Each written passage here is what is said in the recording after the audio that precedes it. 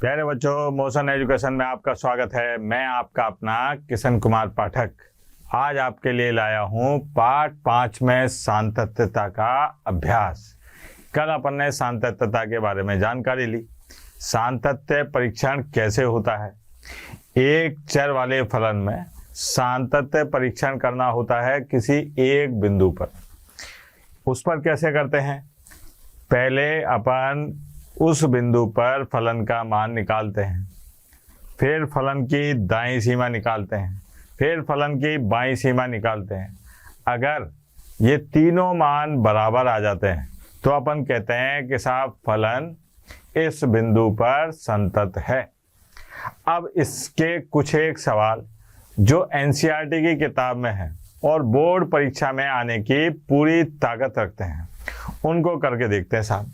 जैसे ये एक प्रश्न है साहब, आपके एनसीईआरटी की किताब का ही है कि ए और बी के उन मानों को ज्ञात कीजिए जिनके लिए ये फलन x बराबर 3 पर संतत है। क्या कहा जा रहा है कि ए और बी के वह मान ज्ञात कीजिए जिसके लिए ये फलन x बराबर 3 पर संतत है। अपन ऐसा करते हैं कि मान लेते हैं कि ये x बराबर 3 पर संतत है। अब अगर ये फलन संतत है तो इसका मतलब ये हुआ फलन का मान, बाईं सीमा, दाईं सीमा तीनों क्या होंगी? बराबर होंगी। और उससे अपने को एक समीकरण प्राप्त होगी और उस समीकरण से अपन a और b के मान निकालेंगे। आ जाओ बेटा मैदान में। यह आया साहब अपने पास में हल। यह है माना, क्या करा अपने? माना फलन ये जो है फलन x बराबर 3 पर क्या है? संतत है। x बराबर 3 पर संतत है। इसका मतलब अतः अपन कहेंगे कि साहब फलन का मान, ठीक है, फलन की बाईं सीमा और फलन के दाईं सीमा ये तीनों कैसे होंगे? बराबर होंगे। सही है बात? तो सबसे पहले x बराबर 3 पर, x बराबर 3 पर फलन का मान निकालते हैं। अब x बराबर 3 पर फलन कौन सा होगा बेटा? ये देखो आप, ये तब इस्तेमाल होगा जब x का मान 3 से छोटा है या उसके बराबर है। इसका इस्तेमाल कब करेंगे? जब ये 3 से छोटा है या उसके बराबर है। इसका इस्तेमाल कब करेंगे? जब x का मान 3 से बड़ा है। तो यहाँ पर x बराबर 3, तो ये वाला आएगा साहब फलन के फंक्शन ऑफ x बराबर ax और प्लस 1। तो यहाँ पर मैंने x की जगह 3 रखा, तो क्या आ गया बेटा? 3a और प्लस 1। इसको बेटा एक नाम दे दूं, इसको मैं समीकरण नंबर 1 कह देता हूं। ठीक है, ये आ गया साहब। फिर आए साहब x बराबर 3 माइनस h पर बाईं सीमा। x बराबर 3 माइनस h पर बाईं सीमा, इसके बारे में बातचीत करें। बाईं सीमा। अब इसके लिए अपन जो फलन इस्तेमाल करेंगे वो कौन सा वाला होगा बेटा? ये वाला होगा।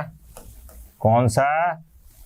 फंक्शन ऑफ x ax और प्लस 1, क्योंकि ये फलन तब इस्तेमाल होता है जब x का मान या तो 3 के बराबर हो या 3 से छोटा हो।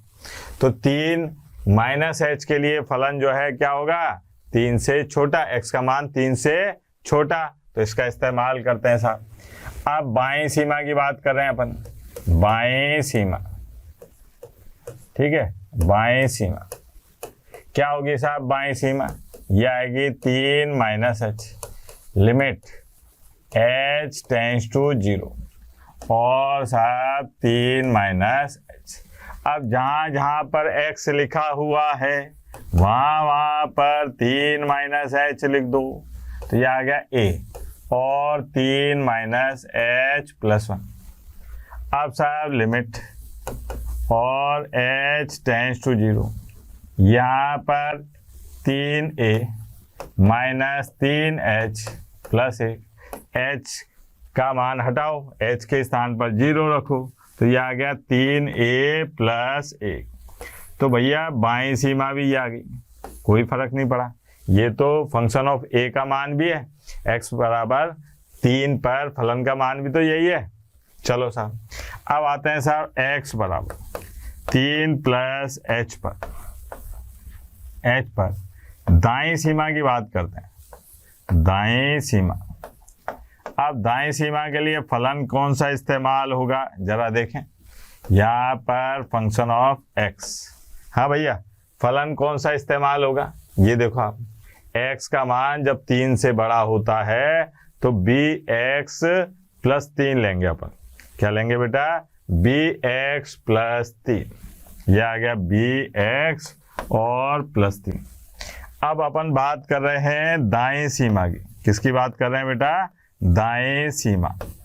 दाएं सीमा में क्या होगा कि साहब 3 प्लस h, ये आ गया लिमिट, और h tends to 0, 3 plus h।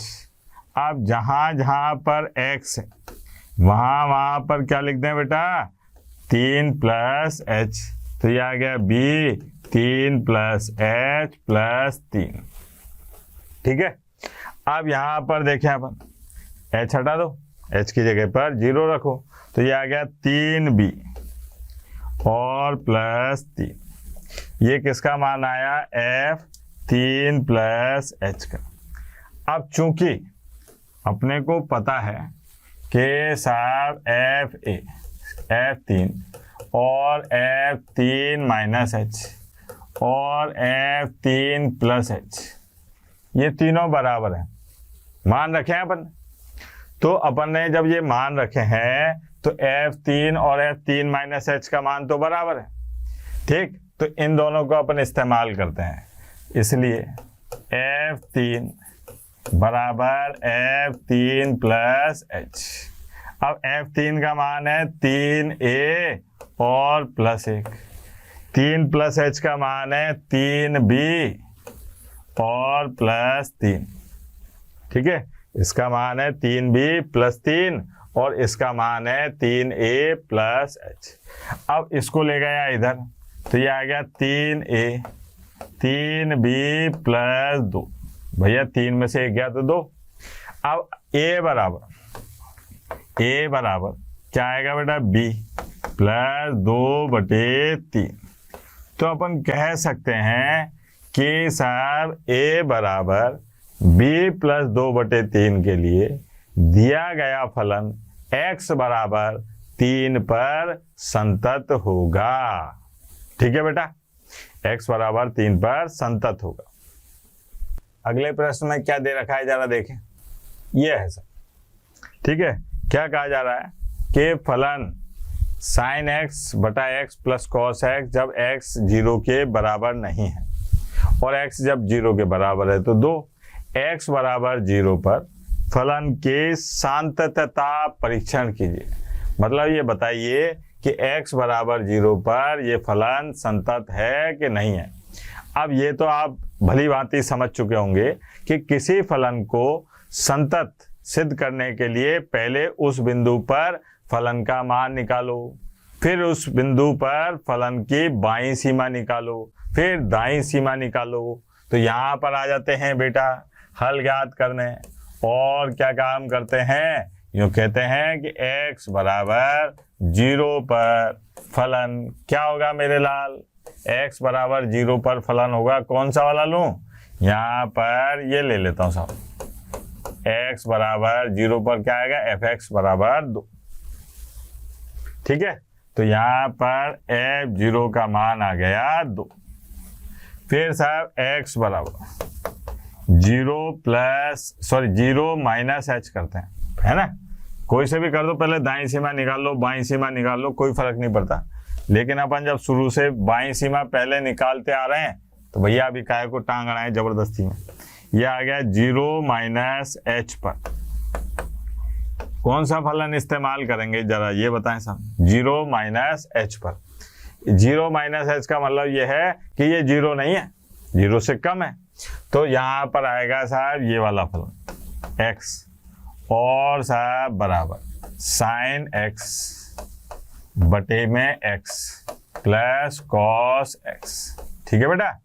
अब क्या हुआ अपने पास में, अपने को तो यहाँ जांच करनी है बाईं सीमा, बाईं सीमा की। अब बाईं सीमा क्या होगी बेटा, बाईं सीमा होगी जीरो माइनस एच। ऐसे लिख दो इसको, limit h tends to zero और एफ जीरो माइनस एच। अब जहां जहां पर एक्स था वहां पर क्या लिख देते हैं अपन, जीरो माइनस एच। तो ये आ गया साइन जीरो माइनस एच और साहब बटे में जीरो माइनस एच और plus cos zero minus H. ठीक है, यहाँ लिखता हूँ थोड़ा सा। अब यहाँ पर देखो आप, साइन जीरो माइनस एच, ये क्या आ गया साइन माइनस एच। क्या आ गया बेटा, limit h tends to zero, ये आ गया साइन माइनस एच और बेटा minus h cos minus h, ये हो गया। ठीक है। अब यहां पर देखें अपन, limit h tends to zero, ये माइनस साइन एच और बटे में minus h plus cos h, ये माइनस से ये माइनस अल्लाह को प्यारे हो गए। अब ये वाली बात अपने को याद है कि अगर h टेंड्स टू जीरो हो, यानी कि जीरो अत्यंत अल्प हो, तो साइन h बटा h बराबर क्या होता है, एक। तो इसका मान क्या आ जाएगा अपने पास में, एक। और cos जीरो, अच्छा बेटा cos जीरो का मान कितना होता है, एक। तो ये आ गई अपने पास में बाईं सीमा कितनी आ गई, दो। जब अपन ने सरल करा इसको तो क्या आ गया, दो। अब बात करते हैं अपन किसकी, दाईं सीमा की। दाईं सीमा में क्या होगा देखें जरा, x बराबर जीरो प्लस h पर फलन। अब कौन सा इस्तेमाल करूंगा बेटा, यही वाला करेंगे, function of x sine x और बटे में x प्लस कॉस x। ठीक है। अब बात कर रहे हैं अपन दाईं सीमा की। बाईं सीमा निकाल ही चुके हैं, फलन का मान भी निकाल चुके हैं, अब निकाल रहे हैं अपन दाईं सीमा। तो ये आएगा limit h tends to zero और साहब जीरो प्लस h। अब जहां जहां पर x लिखा हुआ है वहां पर क्या लिख देंगे, जीरो प्लस h और जीरो प्लस h और cos जीरो प्लस h। अब अगर इसको सरल करते हैं तो ये क्या आएगा बेटा, ये आ गया साइन h और बटे में h प्लस कॉस h, ये हो गया। अब आपको याद है इसका मान अभी बताया क्या होगा, एक प्लस कॉस जीरो, ये आ गया एक प्लस एक यानी के दो। ठीक है। अब यहाँ पर अपने को पता चला कि भैया चूंकि h जीरो का मान और बाईं सीमा, ठीक है, और दाईं सीमा, सॉरी ये बाईं सीमा और ये गड़बड़ हो जाता है यार बार बार, है ना, दाईं सीमा पहले आ जाती है, ये बाईं सीमा, ये बाईं सीमा और ये दाईं सीमा, ये तीनों के मान कैसे आ रहे हैं, बराबर, दो के बराबर। इसलिए अपन कहेंगे कि साहब x बराबर जीरो पर फलन कैसा है, फलन संतत है। ठीक है, वेरी सिंपल सी बात, x बराबर जीरो पर फलन संतत है।